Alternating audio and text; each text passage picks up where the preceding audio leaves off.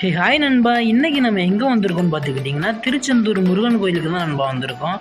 இங்கே நாங்கள் சுற்றி பார்த்துட்டு இருக்கும்போது ஒரு ஆதரவு இல்லாத ஒரு குட்டி நாய் ஊரில் ரொம்ப நடுங்கிக்கிட்டு இருந்துச்சு நண்பா. ஏன்னா அந்த டைம் வந்து நல்ல மழை பெஞ்சிக்கிட்டு இருந்துச்சு.